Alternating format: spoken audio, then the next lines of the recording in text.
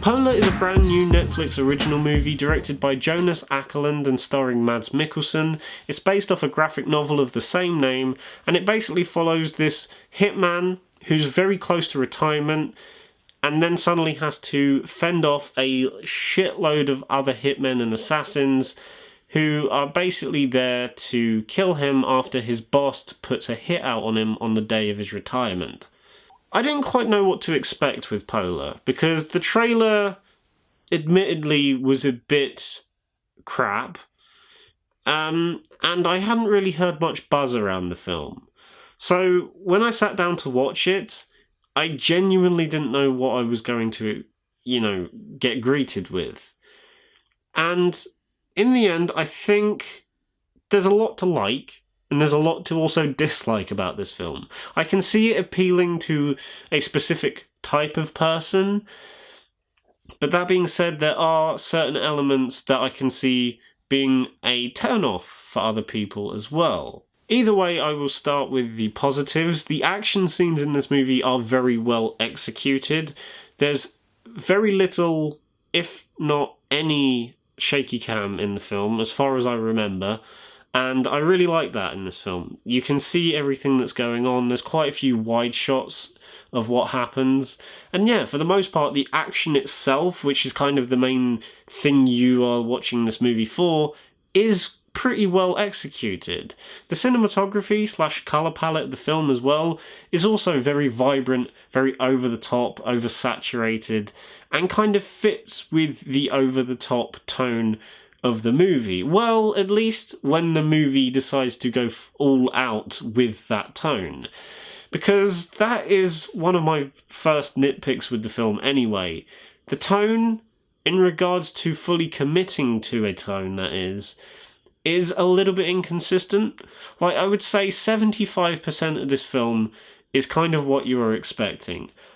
Incredibly over-the-top action with over-the-top colours, and it doesn't take itself seriously in the slightest. If anything, it almost acts as a bit of a parody of those types of films. That being said, the other 25% is a dark, gritty thriller. It doesn't focus on that gritty thriller aspect too much, but the way the film goes about switching between the two styles is a little bit jarring at times. There was literally one moment near the start of the film where it was just slowly going along in the gritty thriller aspect, and I was on board, and then it literally just abruptly cuts halfway through to the bright and colourful over-the-top stuff. And I just kind of wish that the movie had stuck to something, to one of those things, and just kind of fully committed to it. You're either going to be a gritty crime thriller, or you're going to be an over-the-top action movie with bright colours. And it's that inconsistency that doesn't quite work for me. Again, the gritty, darker side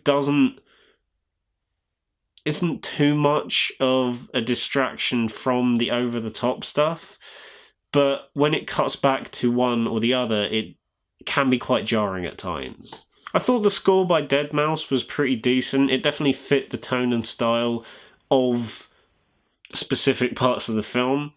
The acting, on the other hand, is a little bit hit and miss in places. Mads Mikkelsen is decent for the most part. I've seen him do better in other films, but for what he's given here, he is pretty good.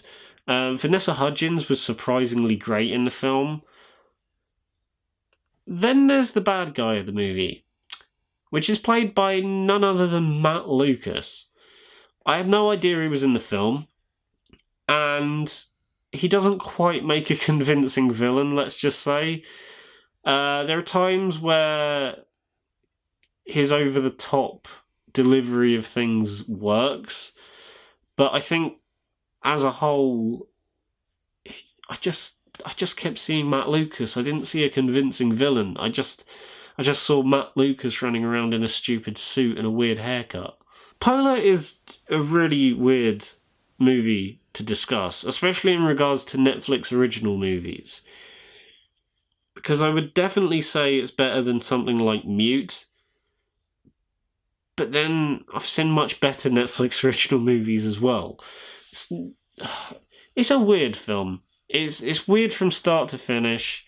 If you're looking for a bit of escapism for about 2 hours, then feel free to watch this movie, but I'm in no hurry to rewatch it again, which is why I'm going to give Polar a 6 out of 10. Yeah, I can see it appealing to some people, but to me, I'm not quite sure how I stand on this. So guys, that was my review of Polar. I hope you enjoyed it.